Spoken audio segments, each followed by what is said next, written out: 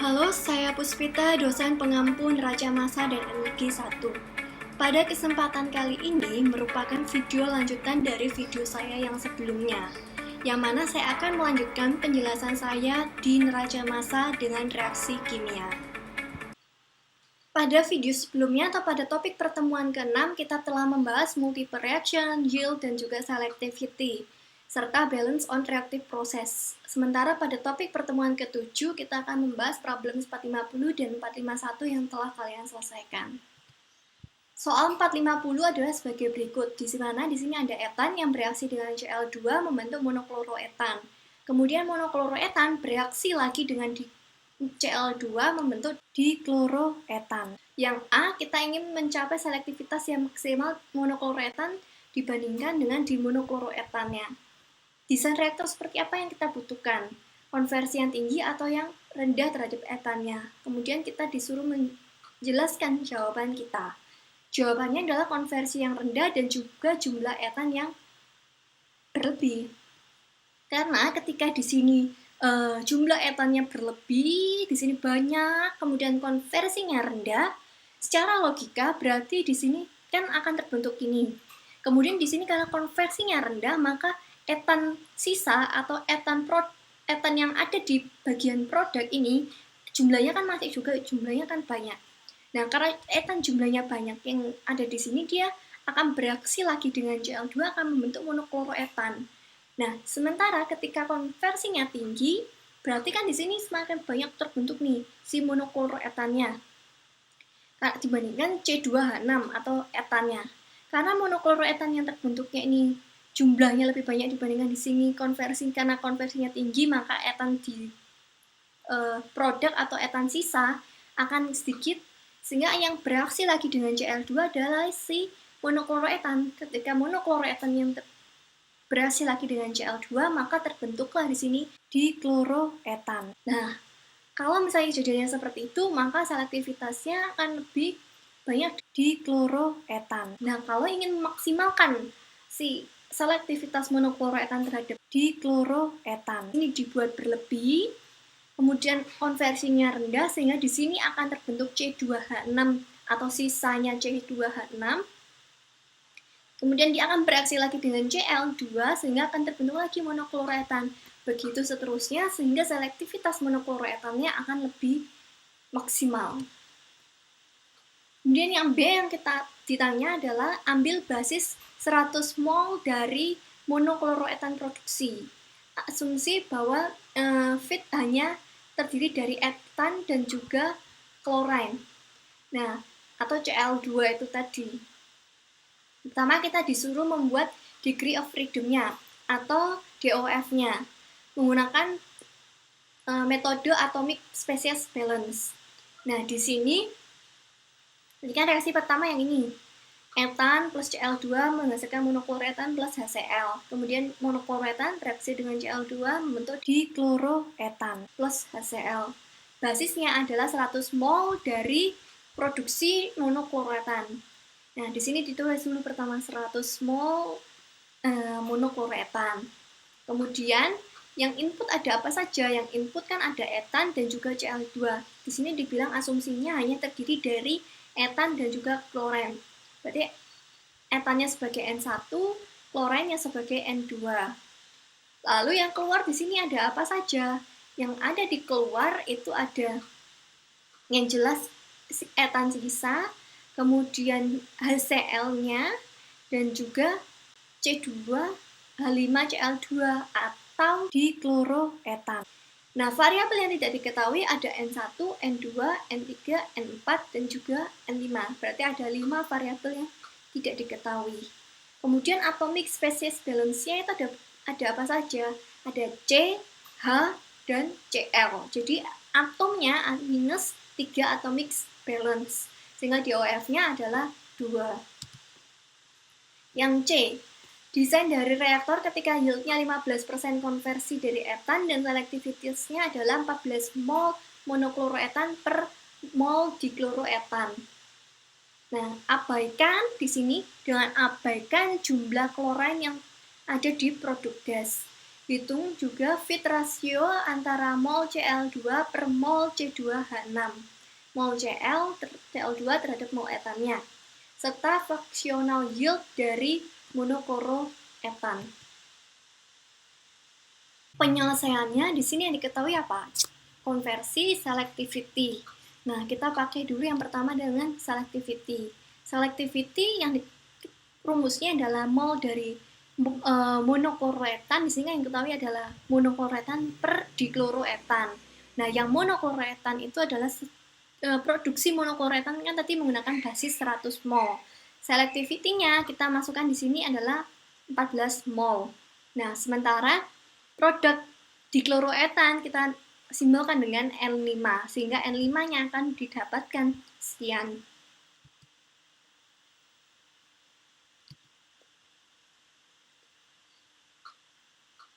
Lalu selanjutnya, di sini kan kita tuliskan lagi nih, gambarnya sebagai berikut supaya kita tahu apa saja yang sudah dijawab, sudah terselesaikan, dan apa saja yang belum terselesaikan. Nah, di sini tadi kita udah dapat yang N5, berarti yang ini sudah dapat ya, yang di sini. Selanjutnya, kita diketahui yang berikutnya adalah konversi. Nah, konversi itu adalah dari terhadap etannya. Etan itu adalah N1. Nah, sehingga produk yang ada di keluar itu adalah, atau produk sisa di sini, itu adalah 1 minus 0,15 kali N1 sama dengan produk yang ada di sisa adalah N3. Kan in sama dengan out ya. Nah, yang ada di in, ini kan ada N1. Nah, terkonversi atau terkonsumsi berarti kan minus dari 0,15 kalikan N1 atau bisa disederhanakan menjadi 1 minus 0,15 kali N1. Yang ada di out adalah N3. Kemudian, apa ini diselesaikan? Di sini ada N1 dan N3 yang tidak diketahui, makanya kita tulis sebagai persamaan 1. Lalu kita di sini diminta menggunakan metode atomic balance. Jadi kita buat C, H, dan Cl balance-nya dulu. Yang C, kan kalau atomic balance itu persamaannya adalah in sama dengan yang out. Yang ada di in, C-nya ada berapa? Ada sini, ada 2 kalikan N1. Yang ada di out ada 2 dikalikan 100, ada 2 dikalikan N3, kemudian ada 2 dikalikan N5. Apa saja yang diketahui? N5. N5 dimasukkan sekian. Sehingga dari persamaan yang pertama dan juga persamaan C balance ini kita bisa mengeliminasi sehingga kita bisa peroleh N1 dan juga N3-nya. Kemudian kita yang belum diketahui itu adalah yang belum terjawab. N1 kan sudah ada, N3 ada, N5 ada. Berarti sekarang kita tinggal mencari N2 dan juga N4. Dari bisa menggunakan H balance. H balance-nya di sini yang ini ada 6 kalikan N1, kemudian di sini ada 5 kalikan 100, 6 kalikan N3, 1 kalikan N4 sama 5 kalikan N5. Nah, N1-nya kan dimasukkan, ada yang dari soal. Kemudian N3-nya dimasukkan, ada yang sudah dari kita peroleh tadi. Kemudian di sini juga N5-nya bisa kita masukkan dari yang sudah kita hitung. Maka kita bisa dapatkan N4-nya. Kemudian dari situ kita sekarang buat Cl balance. Cl balance di sini ada 2 kali N2 sama dengan di sini ada 1 kalikan N4, kemudian di sini ada 1 kalikan 100 dan juga ada 2 kalikan N5. Maka kita bisa dapatkan N2-nya sebagai berikut. Oleh karena itu, di sini N1, N2 sampai N5 telah terjawab.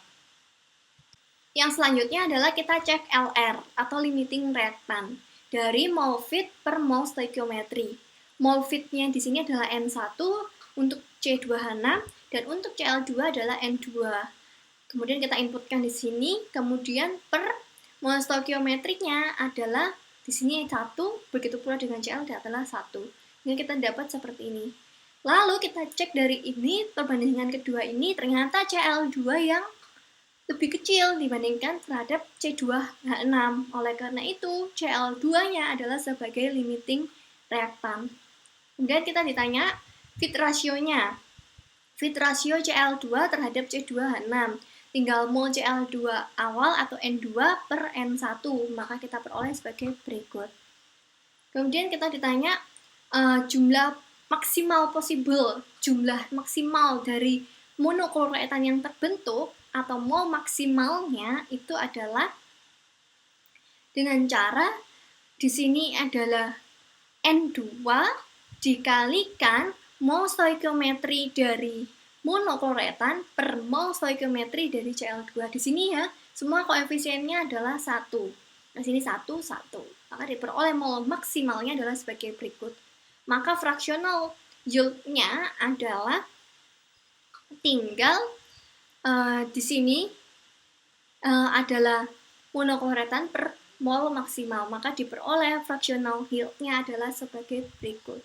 Nah, kalau ditanya kenapa di sini Cl2 bukan C2H6, ingat mol maksimal di sini atau definisi dari fraksional yield itu adalah mol produk per mol maksimal dari reaktan yang habis bereaksi. Yang habis bereaksi itu artinya adalah yang limiting reaktan.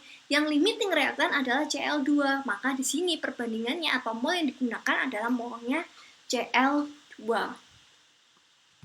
Berikutnya adalah problem 451. Pada problem ini adalah pembentukan etanol dari etilen dan juga H2O. Kemudian etanolnya terbentuk produk samping sebagai berikut. Yang mana komposisi gas keluar adalah sebagai berikut ini ya, yang saya tunjuk ini sebagai komposisi gas keluar. Dari sini kita bisa buat DOF-nya. Variabel yang tidak diketahui ada N1, N2, dan N3. Berarti ada 3 yang tidak diketahui. Kemudian atomic balance-nya ada C, H, dan juga O. Maka minus 3 atomic independent balance. Sehingga DOF-nya kita peroleh adalah 0 atau 0. Nah, dari sini kita bisa ketahui bahwa jumlah variabel yang tidak diketahui ada N1, N2, dan juga N3. Maka ada 3 unknown. Kemudian dari sini ada N1, N2, dan juga N3 yang tidak diketahui. Maka di sini ditulis 3 yang tidak diketahui. Kemudian independent atomic balance-nya ada C, H, dan juga O. Ada 3 juga. Maka diperoleh DOF-nya adalah 0 atau 0. Nah, lalu kita buat dulu C balance. C balance. Di sini kita perhatikan lagi 2 dikalikan N1 sama dengan 100 dikalikan dengan 0,433 kalikan 2. 0,025 dikalikan 2. Begitu pula seterusnya, sehingga kita peroleh di sini nilai N1-nya. Kemudian H balance. H balance kita buat di sini H4 dikalikan N1. H2 dikalikan N2. 2 kali N2. Lalu yang keluar, di sini kita juga buat balance-nya. 4 kalikan 0,433, kemudian kalikan 100. Kemudian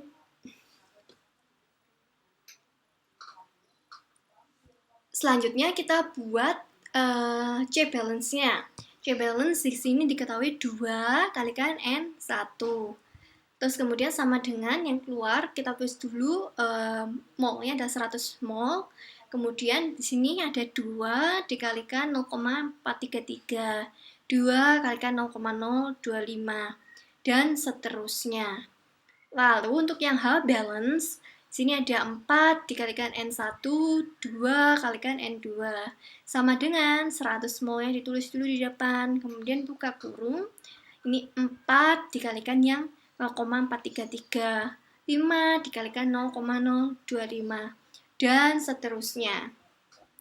Lalu yang O balance. Yang O ada di 1 kalikan N2. Kemudian yang out 100-nya kita tulis dulu. Kemudian O-nya di sini ini 1 kalikan 0,025. Kemudian ini ada 1 kalikan 0,0014 dan 1 kalikan 0,4476. Diperoleh persamaan seperti ini. Dari sini kita bisa dapatkan bahwa ketika persamaan 1 kita kalikan 2 dan persamaan 3 kita kalikan 2, maka hasilnya adalah yang di persamaan yang kedua.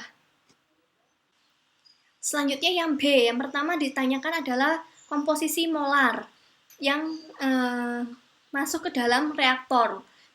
Itu kita telah punya persamaan sebelumnya, maka kita tinggal lakukan perhitungan, maka bisa kita dapatkan N1, N2, dan juga N3, lalu kita buat di dalam bentuk persentase. Yang kedua adalah persentase konversinya. Konversi itu adalah mol yang bereaksi per mol mula-mula. Mol bereaksi itu adalah mol mula-mula dikurangi mol akhir. Hingga akan kita perolehkan persamaan konversinya sebagai berikut. Kemudian kita ingin mencari fractional yield. Ingat, fractional yield terhadap etanol per fractional yield itu adalah mol etanol per mol etanol maksimal. Ingat, yang maksimal itu adalah pada saat reaktannya habis bereaksi. Maka kita perlu cari dulu si limiting reaktan yang mana.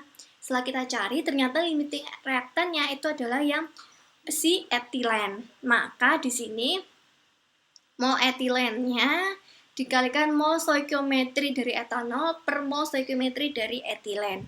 Nah, kita dapatkan mol maksimalnya sebagai berikut. Lalu kita tinggal inputkan ke persamaan fractional yield, sehingga kita dapatkan fractional yieldnya sebagai berikut. Kemudian untuk selectivity etanol terhadap ether, tinggal mol etanol per mol ether. Untuk yang C, persentase konversi dari etilen yang kita hitung itu sangat rendah.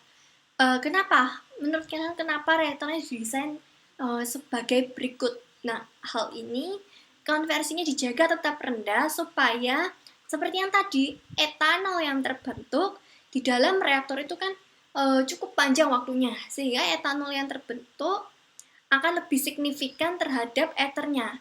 Jadi ketika si etilennya ini konversinya rendah, ya kan, si etilennya konversinya rendah, maka reaksinya kan masih terus berlangsung. Ketika jumlahnya banyak, kemudian konversinya rendah, maka yang terbentuk kan etilen lagi. Etilen lagi bereaksi, kemudian dengan H2O, maka akan semakin banyak terbentuk etanol dibandingkan ethernya. Nah, kalau misalnya konversinya tinggi, maka akan yang semakin banyak di produk ini si etanol, kemudian etanolnya akan terbentuk reaksi samping membentuk ether. Slide tersebut merupakan akhir dari pembelajaran kita pada video kali ini. Terima kasih atas perhatiannya. Saya harap penjelasan saya di problem 450 dan 451 dapat membantu mahasiswa dalam memahami materi neraca massa dengan reaksi kimia. Sukses untuk UTS-nya, semangat!